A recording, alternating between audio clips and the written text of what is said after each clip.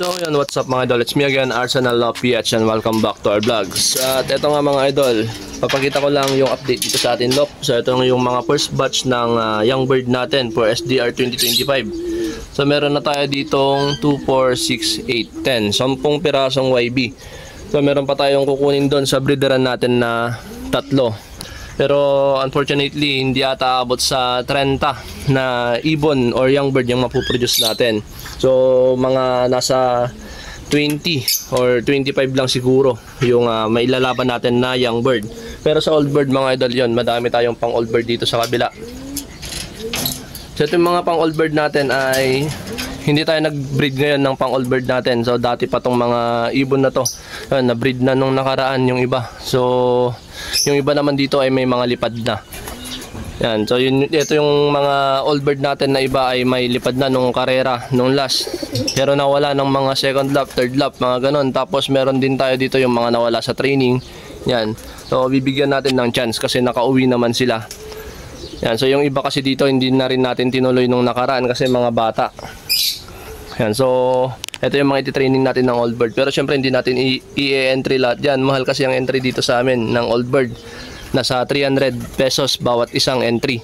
Yan, so kung ilan yan, kung nasa 15 yan, mahirap yung 300 times 15 na kalapate. Siguro mag-entry lang tayo ng mga 5. Ano, pipili lang tayo sa training. Pero kung sakaling maganda yung lipad nila, yan, so gagawin natin ng paraan para may entry lahat yung mga old bird natin.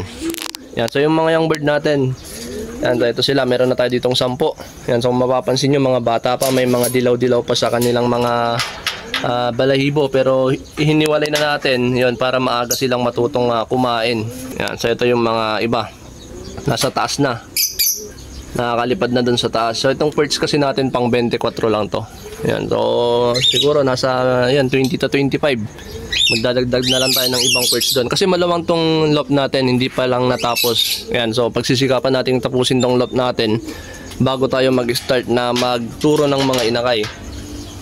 Yan, so same pa rin yung design ng loft natin. So nasa taas pa rin yung landing board. Yan, so meron na rin tayo ditong hagdan. Yan, hindi pa natin napipinturahan. Yan, kulang pa yung budget para sa loft natin.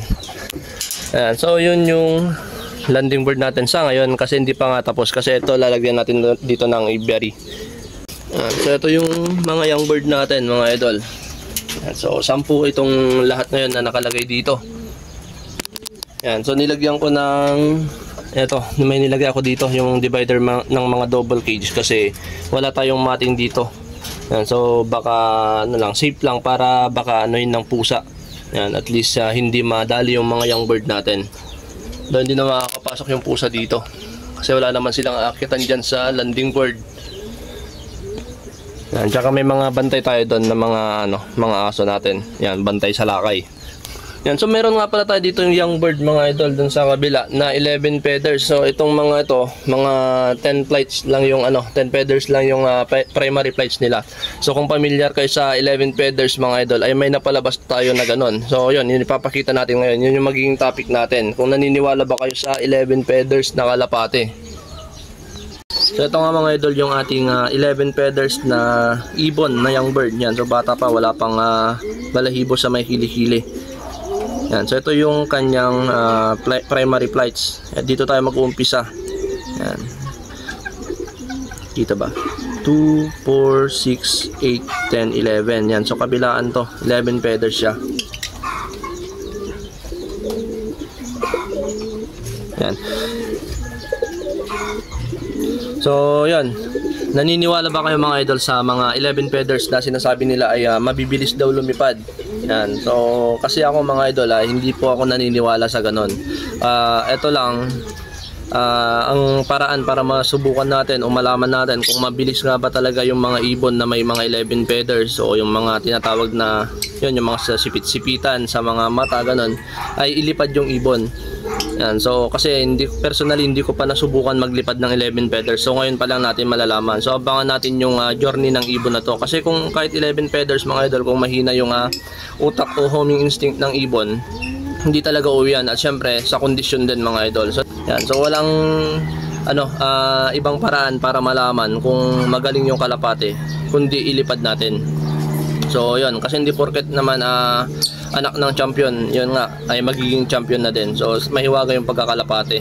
So ito, 11 feathers, rare nga kung tawagin. So yung iba kinikip ito o ginagawang breeder. Sa atin mga idol ay ilalaban natin. Yan, para masubukan natin. Yan, so hopefully mabot ng derby itong ibon natin. Yan, so napakaganda pa naman ng kulay, itim. Yan, so mga nagtatanong po kung nagbebenta na po ako ng mga young bird. Hindi po ako nagbebenta ng mga young bird. Yan, so pasensya na po sa mga nagchat-chat. Tsaka malayo din po kasi kayo, kaya hindi po ako makapagbenta ng mga ibon.